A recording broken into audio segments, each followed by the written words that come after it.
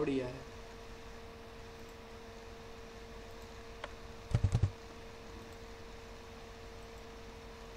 હાલો મારી લીધી એટલે એટલે તો શું કેવું.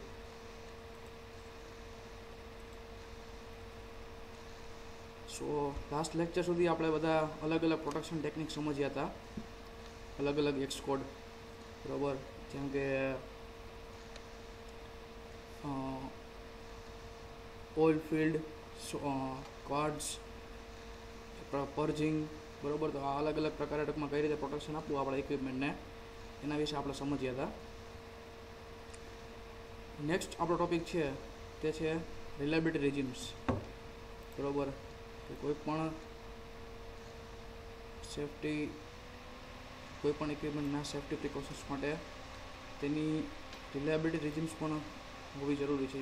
ઇન શોર્ટ કે રિલાયબિલિટીનો મિનિંગ થાય ભરોસાપાત્ર, બરાબર. કે મીન્સ કે એના જે પગલાં જે છે આફ્ટર દેટ ટૂંકમાં સિસ્ટમ રિલાયબલ હોવી જોઈએ. કોઈ પણ તમે ટેકનિક પ્રોવાઈડ કરો પર્ટિક્યુલર કોઈ પણ પ્રોટેક્શન ટેકનિક, બરાબર. તો સિસ્ટમ પ્રોટેક્શન ટેકનિકની ટૂંકમાં બીજી કોઈ ઇફેક્ટ ન થવી જોઈએ સરાઉન્ડિંગમાં, સિસ્ટમ પ્રોપર રિલાયબલ રહેવી જોઈએ, બરાબર. તો એની અંદર અલગ અલગ પોઈન્ટ્સથી આપણે લાઇન બાય લાઇન સમજવાના છે. જેની અંદર ફર્સ્ટ ઓફ ઓલ છે રેજિમ્સ ફોર લાઈફ ક્રિટિકલ સિસ્ટમ. એટલે કે લાઈફ ક્રિટિકલ સિસ્ટમની અંદર એક એવું પગલું કે એની અંદર ટૂંકમાં રિઝલ્ટની અંદર આપણને જે છે કે કોઈ પણ વ્યક્તિનું મૃત્યુ અથવા તો કોઈ પણ માલ ફંક્શન જે છે ગંભીર ઈજા થાય, બરાબર. તો આવું થઈ શકે, બરાબર. આ ઉપરાંત છે ઇક્વિપમેન્ટ અથવા ઇન્સ્ટ્રુમેન્ટનો ડેમેજ જે છે, બરાબર. તો આ કેસની અંદર કોઈ પણ ઇક્વિપમેન્ટ એટલે કે સાધન અથવા તો ઇન્સ્ટ્રુમેન્ટનું ડેમેજ અથવા એનો લોસ થઈ શકે, મટીરિયલનું. એન્વાયરમેન્ટ ઇફેક્ટને લીધે ટૂંકમાં સરાઉન્ડિંગમાં પ્રોપર આઉટપુટ જે છે તેનો લોસ થઈ શકે, બરાબર. તો રેજિમ્સ ફોર લાઈફ ક્રિટિકલ સિસ્ટમની અંદર એક એવી ક્રિટિકલ સિસ્ટમ છે સેફ્ટીની કે જે ડાયરેક્ટલી હ્યુમનને ઇફેક્ટ કરે, બરાબર, ક્રિટિકલ કન્ડિશનની અંદર. તો ફર્સ્ટ જે આપણે સ્ટડી કરવાનું છે તે હતું regimes for life critical system. એની અંદર કે અલગ અલગ ટૂંકમાં પ્રોટેક્શન ટેકનિક્સ હોવા છતાં પણ કોઈ પણ સિસ્ટમ જ્યારે ક્રિટિકલ કન્ડિશન ઉપર જ્યારે વર્ક થવા માંડે, ક્રિટિકલ કન્ડિશન ટૂંકમાં એની અચીવ કરી લે, તો આફ્ટર દેટ તેની અંદર કેવા પરિણામો જોવા મળે. તો તેની અંદર છે કે ફેલિયર અથવા માલ ફંક્શન જોવા મળે ઇક્વિપમેન્ટનું, બરાબર. ઇક્વિપમેન્ટ ઇન્સ્ટ્રુમેન્ટ તમારું ડેમેજ થઈ જાય. આ ઉપરાંત હ્યુમન બિંગ જે છે, હ્યુમન બોડી સિરિયસ એને ડેથ પણ થઈ શકે, તેમજ સિરિયસ ઇન્જરી જે છે, બરાબર, બ્લાસ્ટ કે એવું કંઈ થયું હોય તો ત્યાં, તેમજ સરાઉન્ડિંગ એન્વાયરમેન્ટને પણ ઇફેક્ટ કરશે. તો this is all about regimes for life critical system. નેક્સ્ટની અંદર છે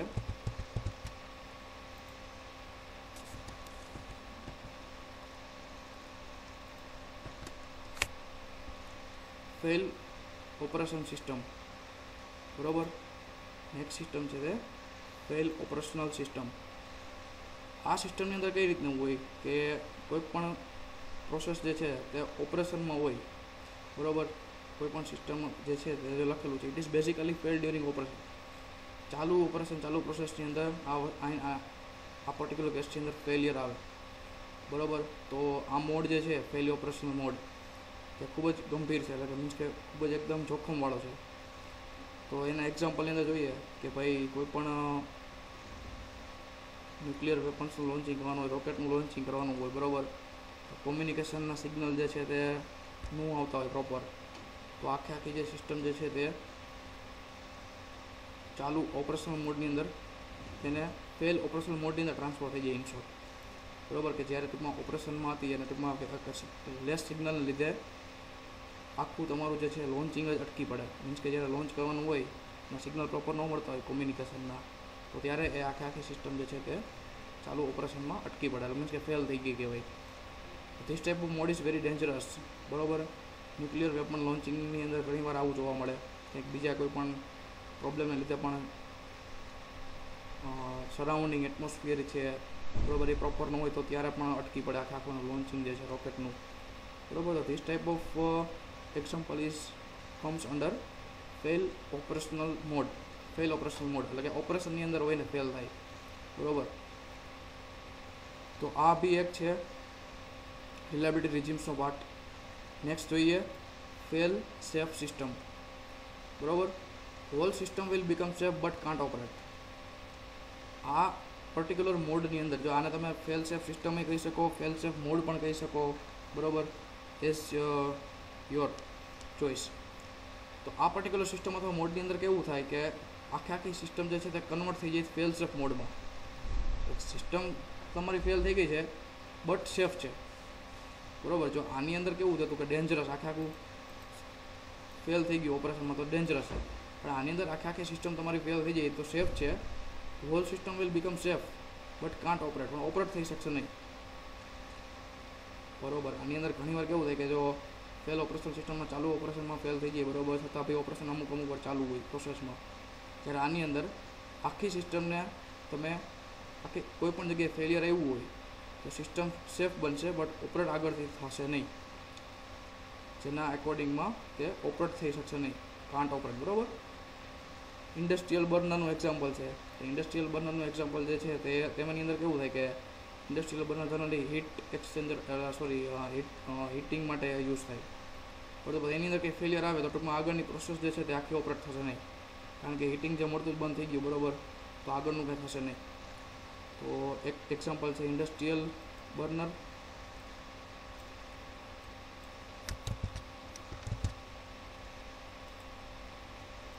industrial burner and second one છે ન્યુક્લિયર વેપન સિસ્ટમ, બરાબર.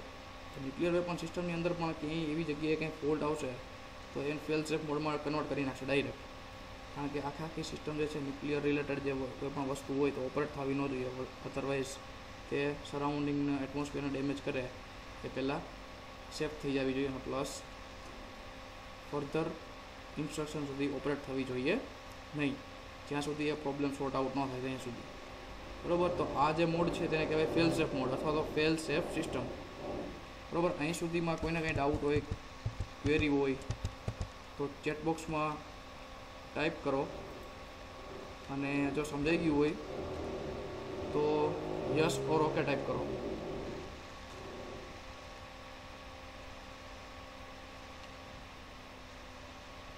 બરાબર.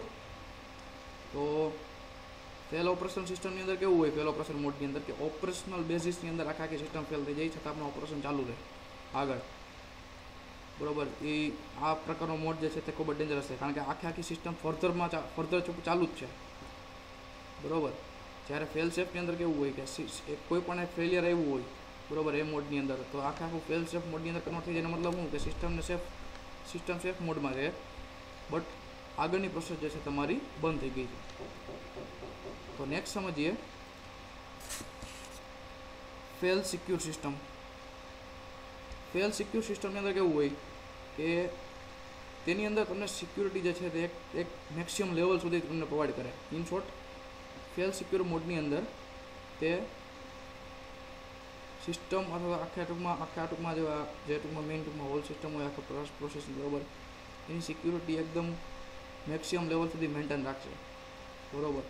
તો એનું એક્ઝામ્પલ જોઈએ, electronic doors will unlock if it is fail, બરાબર. જેમ કે ઇલેક્ટ્રોનિક ડોર્સ જે છે કોઈ પણ, બરાબર, અથવા તો લિફ્ટની અંદર યુઝ થાય ઇલેક્ટ્રોનિક ડોર્સ, એ ફેલ થઈ જાય, બરાબર.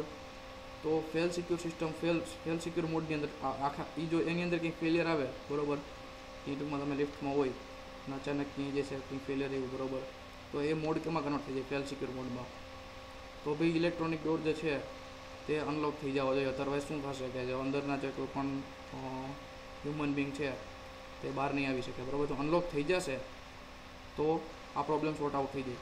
જો લોકને લોક રહે, બરાબર, અને ફેલ સિક્યોર મોડમાં ના આવે તો પ્રોબ્લેમ થાય. તો ફેલ સિક્યોર મોડની અંદર electronic doors will unlock if it fails, બરાબર. એટલે કોઈ પણ ફેલ થઈ ગયું તો ઇલેક્ટ્રોનિક ડોર જે છે ઓટોમેટિક ખુલી જાય આ મોડની અંદર ટ્રાન્સફર થઈ ગયા પછી. તો શું એનો મતલબ થયો કે સિક્યુરિટી તમને મેક્સિમમ લેવલ સુધી પ્રોવાઈડ કરે, કારણ કે સિક્યુરિટી પ્લસ કોઈ પણ ફેલિયર આવે, બરાબર, તો એની અંદર કોઈ પણ જે છે જોખમ ઊભું થવાના ચાન્સીસ ઓછા રાખે, બરાબર. તો આ પ્રકારનો જે મોડ છે એને કહેવાય ફેલ સિક્યોર મોડ અથવા ફેલ સિક્યોર સિસ્ટમ. નેક્સ્ટ છે fail passive system. Fail passive system fail passive system જે છે તેની અંદર તે ડેન્જરસ એટલી બધી comparatively to fail operational system જેવી ના હોય ડેન્જરસ, બટ તેનાથી થોડુંક અપોઝિટ. ફેલ પેસિવ સિસ્ટમની અંદર શું હોય કે if system fail then operation is continue in this case. બરાબર, એટલે કોનાથી અપોઝ થઈ? ફેલ સેફ સિસ્ટમથી. કે કોઈ પણ સિસ્ટમ ફેલ થઈ જાય, કોઈ પણ ઇક્વિપમેન્ટને કોઈ પણ ફેલિયર આવે તો એની અંદર શું થતું હતું ફેલ સેફમાં કે ઓપરેશન જે છે તે આગળ ઓપરેટ થઈ શકતું નહોતું, આખી પ્રોસેસ આગળથી શું થઈ જાય બંધ. ત્યારે ફેલ પેસિવ સિસ્ટમની અંદર કેવું હોય કે કોઈ પણ ફેલિયર આવે ઓપરેશન કન્ટિન્યુ રહેવું જોઈએ. બરાબર, તેની અંદર જોખમ જે છે તેનું એટલે કે મીન્સ કે ડેન્જરસ જે છે તે ઓછી છે કમ્પેરેટિવલી ફેલ ઓપરેશનલ સિસ્ટમ કરતાં. એક્ઝામ્પલ છે auto pilot of the plane. બરાબર, પ્લેનમાં કોઈ પણ ફેલિયર આવે બરાબર તો એની અંદર શું થાય કે તે ફેલ પેસિવ મોડની અંદર હોવી જાય. જે કોઈ પણ કંઈ ફ્યુલનું જે છે પ્રોબ્લેમ હોય અથવા તો કોમ્યુનિકેશન વયું ગયું હોય બરાબર સ્ટેશન ઉપરથી, તો તેની અંદર શું કરવામાં આવે કે તે ઓપરેશન કન્ટિન્યુ રહે અને તે ફેલ પેસિવ મોડમાં જઈને પરફેક્ટ જગ્યાએ તેને પ્લેનને લેન્ડ કરાવશે. એટલે કે જે જગ્યાએ ટૂંકમાં એનું ડેઝિગ્નેશન જે છે બરાબર તે પરફેક્ટ પર્ટિક્યુલર પ્લેસ ઉપર તેને લેન્ડ કરાવશે આ મોડમાં થઈને. અધરવાઇઝ શું થાય, જો ફેલ સેફમાં નાખો તો આગળ ઓપરેશન ન થાય. બરાબર, તેથી ફેલ પેસિવ સિસ્ટમની અંદર તે વર્ક કરશે અને ઓપરેશન આગળ કન્ટિન્યુ રહેશે કોઈ પણ ફેલિયર આવશે તો. બરાબર, તો this type of mode is called fail passive mode અથવા તો સિસ્ટમ હોય તો ફેલ પેસિવ સિસ્ટમ. આ બેની અંદર કોઈને કંઈ ન સમજાણું હોય તો ચેટ બોક્સમાં તમે ક્વેરી ટાઈપ કરો, અધરવાઇઝ સમજાઈ ગયું તો યસ ઓર ઓકે ટાઈપ કરો.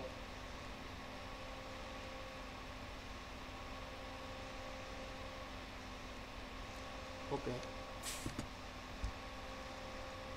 નેક્સ્ટ સિસ્ટમ જે છે રિલાયબિલિટી રિજીમ્સમાં ફોલ્ટ ટોલરન્ટ સિસ્ટમ. એટલે કે મીન્સ કે કોઈ પણ તમે પ્રિવેન્શન તમે પ્રોવાઈડ કરો સેફટી માટેના, તો આ ટૂંકમાં અલગ અલગ જે છે તે રિલાયબલ સિસ્ટમ હોવી જોઈએ અલગ અલગ પ્રકારની. જ્યાં જેવી રીતે તમારે ડિપેન્ડ્સ ઓન રિક્વાયરમેન્ટ તમે કેવી યુઝ કરવી છે.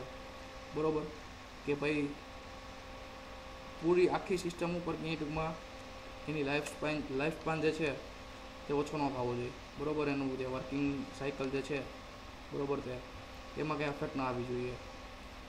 નેક્સ્ટ છે તે ફોલ્ટ ટોલરન્ટ સિસ્ટમ. બરાબર, તો ફોલ્ટ ટોલરન્ટ સિસ્ટમની અંદર શું છે કે when fault comes into system then this system makes failure. બરાબર, એટલે ફોલ્ટ આવશે તો આખી સિસ્ટમ જે છે તે ફેલ થશે. બરાબર, એટલે fault comes into system this system make failure. બરાબર, એટલે મીન્સ કે ફેલ થશે ફોલ્ટ આવશે તો. જો નેક્સ્ટની હવે ટોલરન્ટ જે છે બરાબર, ટોલરન્ટ એ વસ્તુ સમજવાની છે કે it will replace through sub system or spare system. એની અંદર પર્ટિક્યુલર જે છે એક કમ્પેરેટર જે હોય બરાબર, નોર્મલ કન્ડિશનની અંદર કમ્પેરેટર જે હોય તે કન્ટિન્યુ ચેક કરશે સિસ્ટમના જરૂરી પાર્ટ્સ, અલગ અલગ ભાગ કે કઈ જગ્યાએ ફેલિયર આવ્યું છે. તો તેની અંદર શું થાય, ફેલિયર આવે તો તરત તેને રિપ્લેસ કોનાથી કરવામાં આવે, સબ સિસ્ટમ અથવા તો સ્પેર સિસ્ટમ. તો આ પ્રકારની સિસ્ટમ જે છે નેક્સ્ટ સ્ટેજની અંદર સેફ સિસ્ટમ તરીકે કામ કરે. કારણ કે જે કોઈ પણ સિસ્ટમની અંદર ફેલ આવ્યું તો આખી સિસ્ટમને રિપ્લેસ કરી દેવાની. કોઈ પણ એક સબ સિસ્ટમ એટલે બેકઅપ જે આપણે કહીએ અથવા તો સ્પેર સિસ્ટમ છે તે બરાબર લાઈક દેટ. નોર્મલ કન્ડિશનની અંદર કમ્પેરેટર ચેક કરશે કે કોઈ પણ સિસ્ટમની જરૂરી ભાગમાં ક્યાં ક્યાં ફેલિયર આવેલું છે, ત્યાં ક્યાં ખામી આવેલી છે તે. આની અંદર એક્ઝામ્પલ છે ન્યુક્લિયર કંટ્રોલ સિસ્ટમ. ન્યુક્લિયરની કંટ્રોલ સિસ્ટમ જે છે તેની અંદર કોઈ પણ ફેલિયર આવે તો આખી સિસ્ટમને બેકઅપવાળા રિપ્લેસ કરવામાં આવે છે, જેથી કરીને એનું ઓપરેશન કન્ટિન્યુ રહે પ્લસ સેફ સિસ્ટમની અંદર ઓપરેટ થાય. તો આ પ્રકારનો મોડને કહેવાય ફોલ્ટ ટોલરન્ટ મોડ અથવા તો ફોલ્ટ ટોલરન્ટ સિસ્ટમ.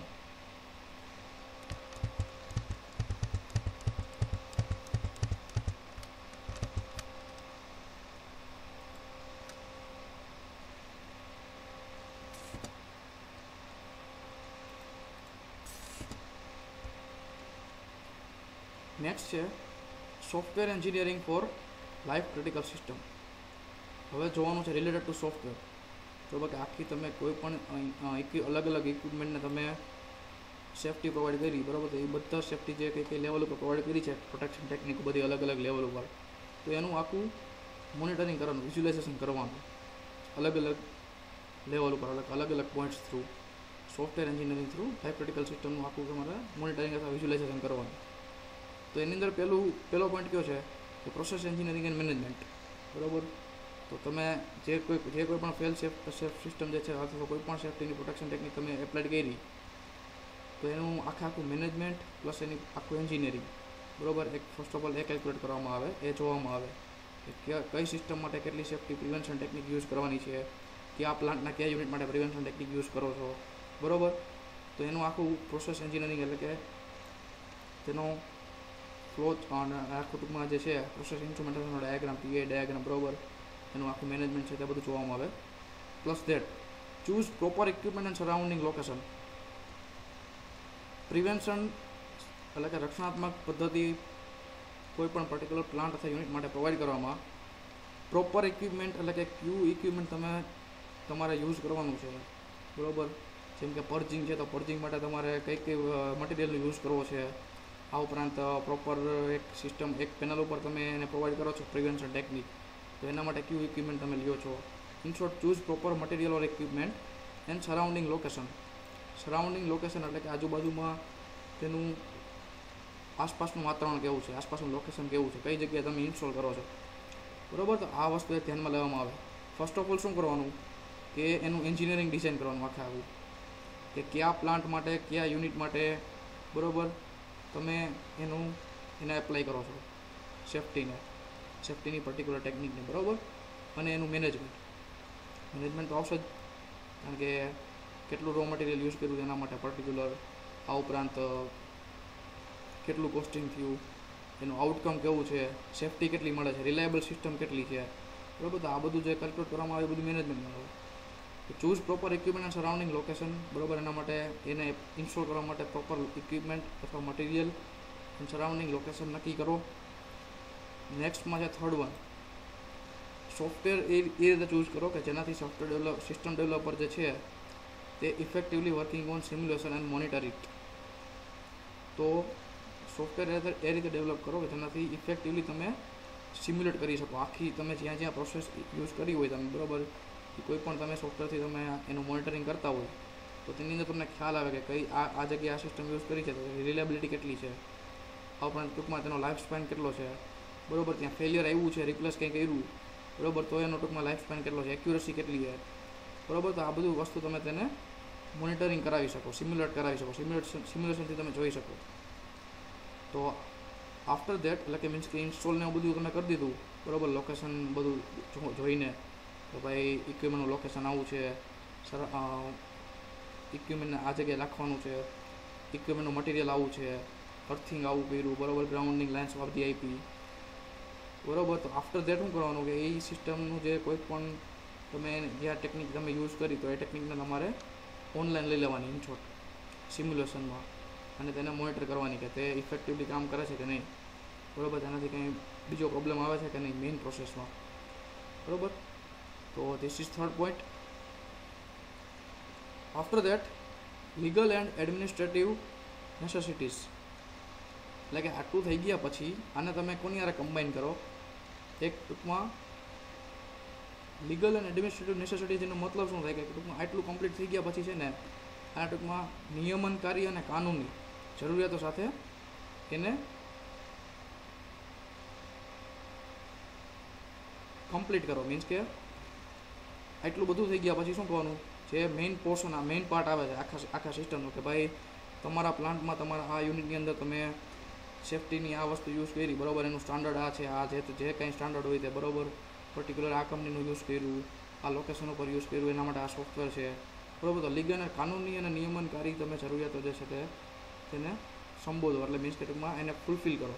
એટલે કઈ રીતે કે એના માટે પ્રોપર સર્ટિફિકેશન જે છે તે કંઈ લેવાના હોય બરાબર, તો એની પ્રોસેસ કરો આખી બરાબર. એ સર્ટિફિકેશનની પ્રોસેસ થઈ ગયા પછી પર્ટિક્યુલર તમે જે કોઈ પણ સેફ્ટીનું બોર્ડ હોય પર્ટિક્યુલર જ્યાં તમે જે લોકેશન ઉપર તમારો પ્લાન્ટ હોય તો એ લોકેશન રિલેટેડ જ્યાં ટૂંકમાં જેનું સેફ્ટીનું બોર્ડ હોય, પોલ્યુશન કંટ્રોલનું બોર્ડ હોય કે કોઈ પણ ટૂંકમાં જે લાગતું વળગતું હોય ત્યાં તમે એને ડોક્યુમેન્ટ્સ આપો કે ભાઈ અમારા પ્લાન્ટ માટે, અમારા આ યુનિટ માટે અથવા તો કોઈ પણ આખા પ્લાન્ટનું લીધું હોય તો એ પર્ટિક્યુલર યુનિટનું લીધું હોય તો એનો સર્ટિફિકેટ આપો, એના પ્રોપર રિલેટેડ ડોક્યુમેન્ટ આપો કે આ વસ્તુ યુઝ કરી છે બરાબર, આ ગવર્મેન્ટના ધારાધોરણ પ્રમાણે ટૂંકમાં આટલી વસ્તુ જે છે હોવી જોઈએ, તો એમાંથી અમારી પાસે ટૂંકમાં આનું સર્ટિફિકેટ છે, આનું આ ડોક્યુમેન્ટ છે, તો એ બધી જરૂરિયાતો પૂરી કરો અને આખી લીગલ એન્ડ એડમિનિસ્ટ્રેટિવ જે કોઈ પણ ફુલફિલમેન્ટ જે હોય ડોક્યુમેન્ટેશન પ્રોસેસ તે કમ્પ્લીટ કરો.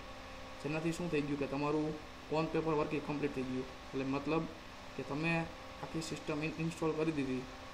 આફ્ટર દેટ તે એના પછી તો કોઈ પણ ઇન્સ્પેક્શનમાં કોઈ આવે, બરાબર, કોઈ પણ મેઇન બોર્ડમાંથી કેવી રીતે, બરાબર, તો તમે તેને એ બધી વસ્તુ બતાવી શકો કે અમારી પાસે આના ડોક્યુમેન્ટ્સ છે, આ બધા આનું સર્ટિફિકેશન છે, આ કંપનીનું સેફ્ટીનું સર્ટિફિકેશન છે, આપણે જે ફર્સ્ટ લેક્ચરમાં ભણ્યા હતા એ મુજબ સેફ્ટીના અલગ અલગ સ્ટાન્ડર્ડ હોય છે, તો એ સ્ટાન્ડર્ડ પ્રમાણેના સર્ટિફિકેશન છે, બરાબર.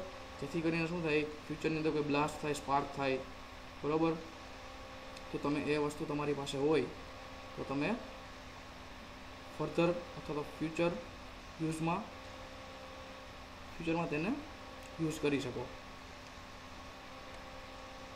તો this is all about software engineering four life critical system, બરાબર. તો એવી જગ્યાએ ટૂંકમાં આ સોફ્ટવેર તમે ડેવલપ કરો તો પર્ટિક્યુલર જોઈ શકો બધું. તો આ હતા એના મેઇન ટૂંકમાં 4 પ્રોસેસ અને ટૂંકમાં અલગ અલગ પોઈન્ટ્સ. તો software engineering four life critical system અને એની પહેલાં ફોલ્ટ ટોલરન્ટ સિસ્ટમની અંદર કોઈને કંઈ ડાઉટ હોય તો ચેટ બોક્સમાં ડાઉટ લખી શકો છો, અને જો સમજાઈ ગયું તો યસ ઓર ઓકે ટાઈપ કરો.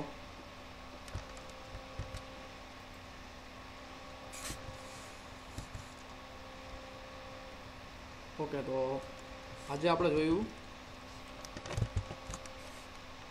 Reliability regimes for life critical system, બરાબર.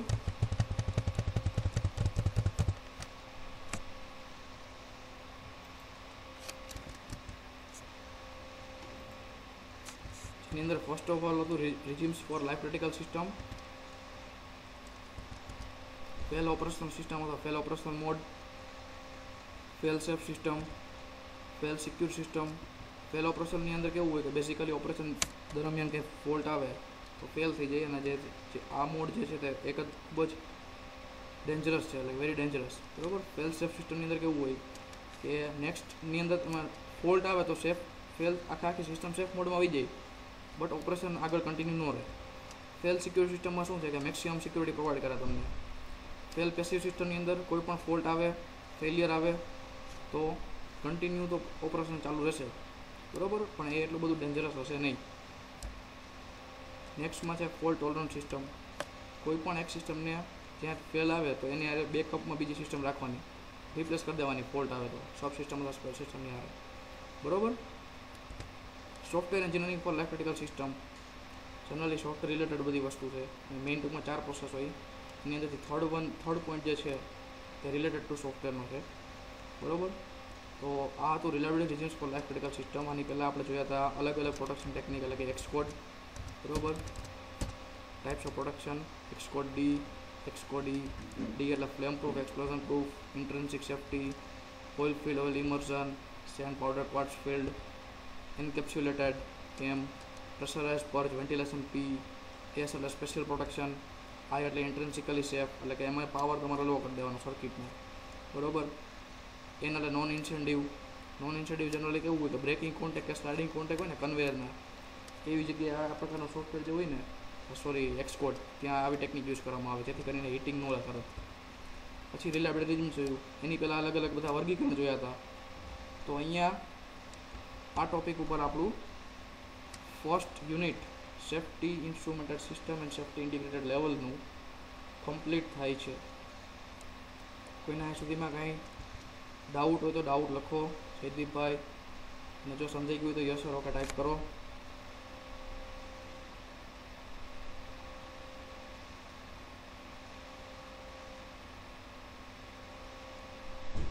સમજાઈ ગયું પ્રોપર? તો ફર્સ્ટ યુનિટ આપણું સેફ્ટીનું કમ્પ્લીટ થઈ ગયું છે, બરાબર. હોપ કે તમને બધી વસ્તુ ખબર પડી ગઈ. મટીરિયલ તમને મોકલાવી દઈશ પીડીએફમાં પહેલાં ચેપ્ટરનું. સેફ્ટીની અંદર જનરલી એટલું બધું કંઈ છે નહીં, જનરલી એ બધું ટોપિક થોડા પોઈન્ટ સમજી આવી રીતે અને વાંચવાનું જ છે, જેથી કરીને તમને બધા પ્રોપર જે ટોપિક છે તેને તમને આઈડિયા આવી જાય.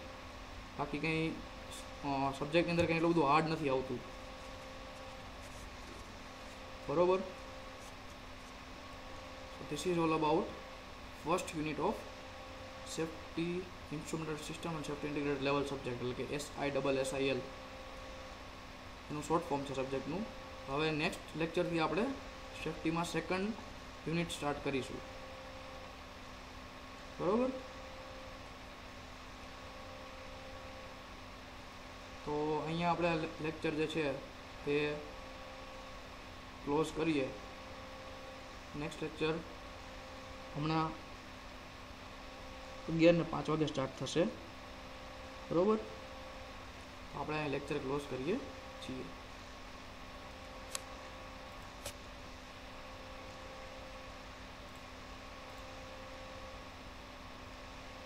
તમે મીટિંગમાંથી લેફ્ટ થવું તો થઈ શકો છો. ઓકે.